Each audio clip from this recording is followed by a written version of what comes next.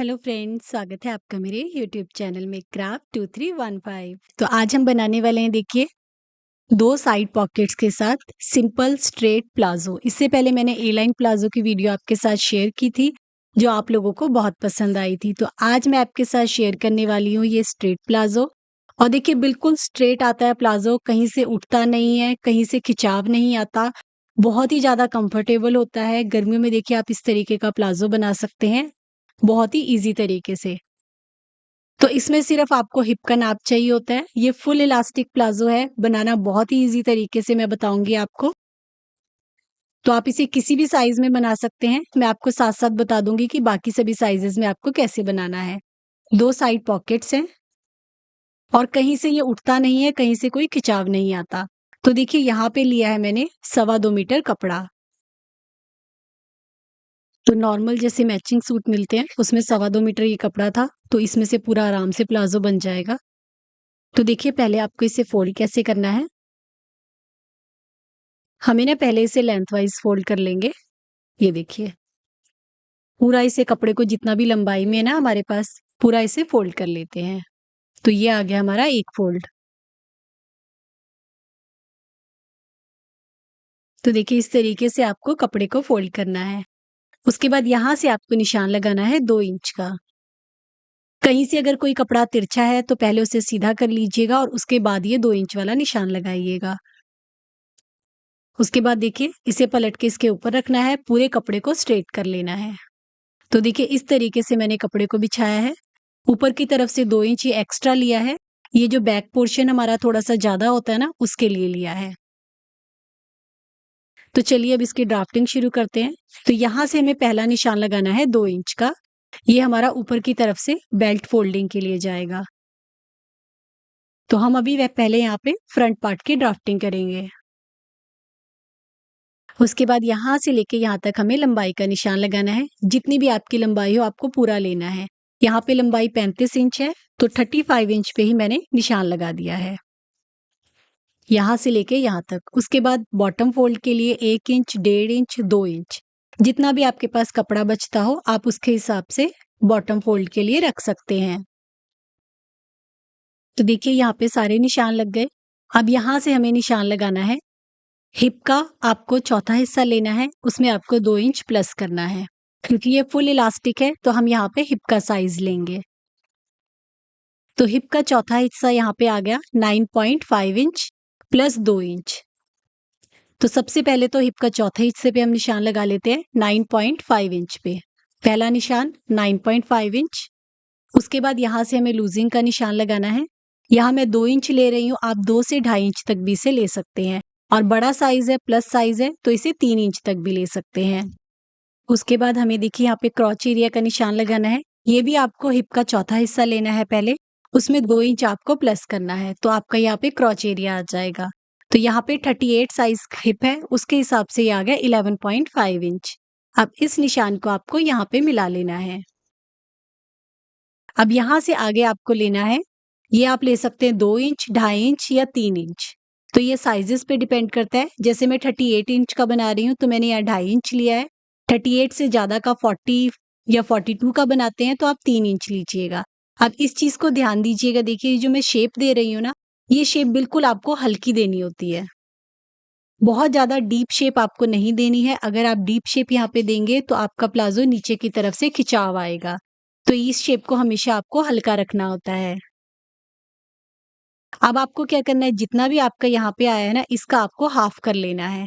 और जितना यहाँ आया है उतना ही आपको बॉटम पे भी निशान लगा लेना है। तो जैसे निशान ऊपर है ना, वैसे हमने बॉटम पे भी लगा लिए। अब ये सेंटर वाले निशान को आपको मिला लेना है। अब हमें नीचे से बॉटम ओपनिंग रखनी है। तो ये जो सेंटर में मैंने निशान लगाया है ना, इस निशान से आपको दोनों तरफ बराबर लेना है। जैसे यहाँ पे मैं टोटल जो इसका रख रही हूँ ना, 12 इंच पे मैं कट करूंगी। तो इसीलिए मैंने सेंटर से दोनों तरफ 6-6 इंच का निशान लगाया है। अगर आप 10 इंच पे कट कर रहे हैं तो दोनों तरफ से 5-5 इंच पे निशान लगाएंगे। उसके बाद हम सिंपल स्ट्रेट इसे मिला लेंगे। तो ये सिंपल स्ट्रेट प्लाजो है, जैसे मार्केट में सिंपल स्ट्रेट प्लाजो मिलते हैं ना, बिल्कुल वो वाला। तो इतना देखिए हमारे पास मार्किंग हो गई। अब हमें क्या करना है, अब हमें यहाँ से जो पीछे वाला आसन होता है ना, वो 2 इंच हमें ऊपर करना है। तो ये जो हमने पीछे वाला एक्स्ट्रा रखा है ना, इसे हम यहाँ से मिला देंगे देखिए। तो हमारा बैक पोर्शन और फ्रंट पोर्शन इकट्ठे ही दोनों कट हो जाएँगे। तो यहाँ से हम इसे ऐसे मिला देंगे देखिए। तो ये हमारे देखिए प्रॉपर सारी मार्किंग हो चुकी हैं, बस अब हमें इसे कट करना है।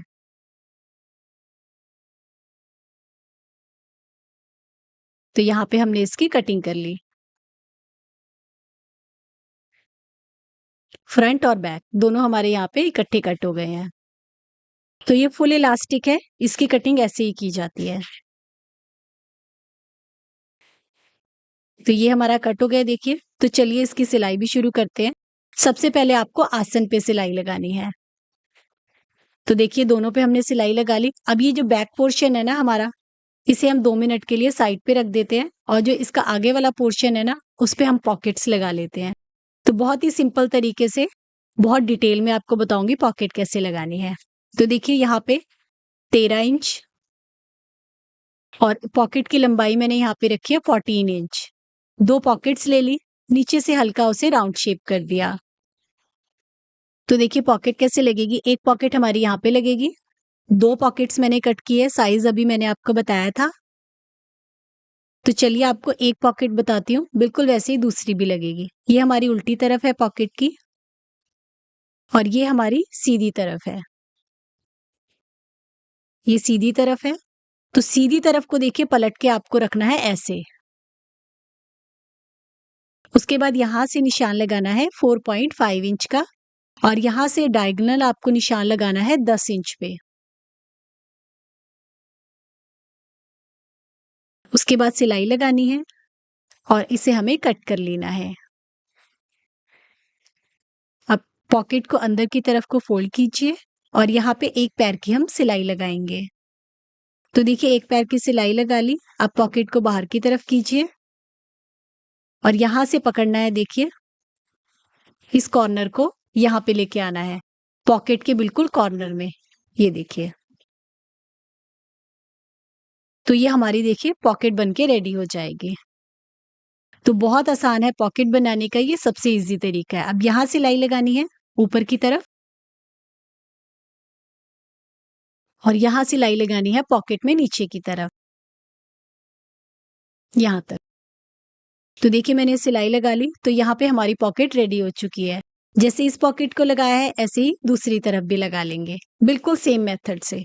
तो देखिए दोनों तरफ पॉकेट्स हमारी लग गई, फ्रंट पार्ट हमारा रेडी हो गया। अब ये हमने ले लिया बैक पोर्शन, पीछे वाली साइड और इसमें रखेंगे ये फ्रंट वाली साइड और हम लगाएंगे साइडों वाली सिलाई। तो दोनों सीधी तरफ अंदर की तरफ रख दी हमने यहाँ पे और दोनों ना साइडों की सिलाई लगा लेनी है आपको। दोनों साइडों की सिलाई लगाने के बाद हम यहाँ नीचे की तरफ भी इसमें सिलाई लगा लेंगे देखिए। यहाँ से सिलाई लगाते हुए पूरा यहाँ तक सिलाई लगा लीजिए। तो ये भी हो गया। अब हमें इसका बॉटम फोल्ड करना है, तो जितना भी आपने मार्जिन रखा है ना, 1 इंच, 1.5 इंच, 2 इंच, उसके हिसाब से देखिए आपको बॉटम को फोल्ड करके सिलाई लगानी है। तो बॉटम हमारा फोल्ड हो गया। अब हमें इसकी बेल्ट बनानी है। तो बेल्ट के लिए हमने 2 इंच मार्जिन लिया था, तो 2 इंच ही हम इसमें फोल्ड करेंगे देखिए। थोड़ा-सा छोड़ देंगे जहाँ से इलास्टिक डालेंगे और पूरा राउंड पे सिलाई लगाएँगे। अब इसे सिलाई लगाते हुए ना, यहाँ से जो हमने बैक साइड से 2 इंच तिरछा कट किया होता है ना, उसमें लगाते हुए ना आपको यहाँ पे चुन्नट डालने पड़ते हैं देखिए। तो पीछे से तिरछा होता है, उसे सेट करने के लिए यहाँ पे हम छोटे-छोटे गैदर्स डालते हैं, ये देखिए। तो चलिए सिलाई मशीन पे आपको बताती हूँ।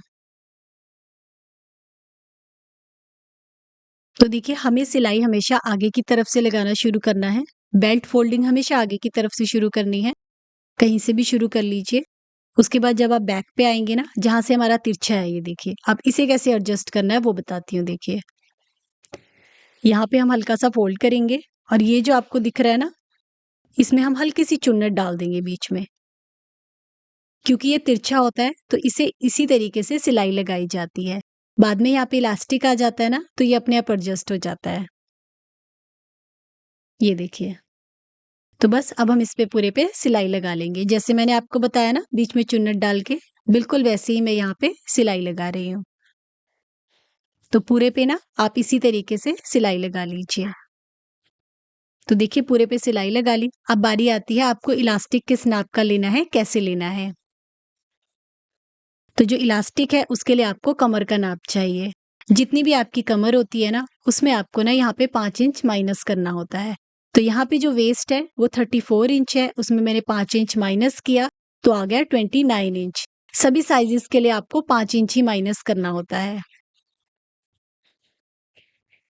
अब हम इलास्टिक को इंसर्ट कर लेंगे, ये जो हमने बनाया है इसके अंदर। उसके बाद इलास्टिक को आपस में जोड़ने के लिए हम यहाँ पे कपड़े की छोटी-छोटी पट्टियों का यूज़ करेंगे।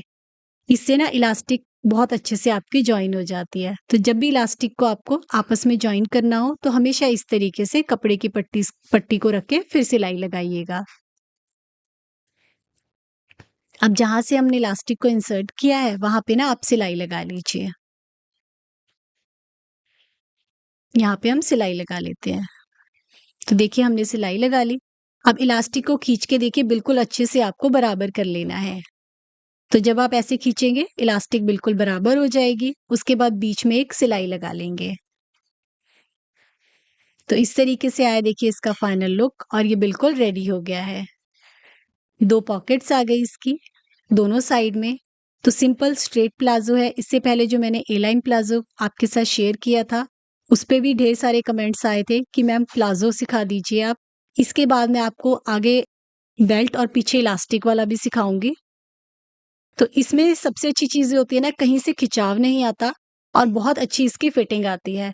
तो गर्मियों में अगर आप एक कंफर्टेबल सा प्लाज़ो बनाना चाहते हैं ना, तो आप इसे ट्राई कर सकते हैं। तो आई होप आपको आज की वीडियो भी पसंद आई होगी। वीडियो पसंद आई हो तो लाइक ज़रूर कीजिएगा, कमेंट ज़रूर कीजिएगा। जल्दी मिलते हैं नई वीडियो के साथ। Thank you.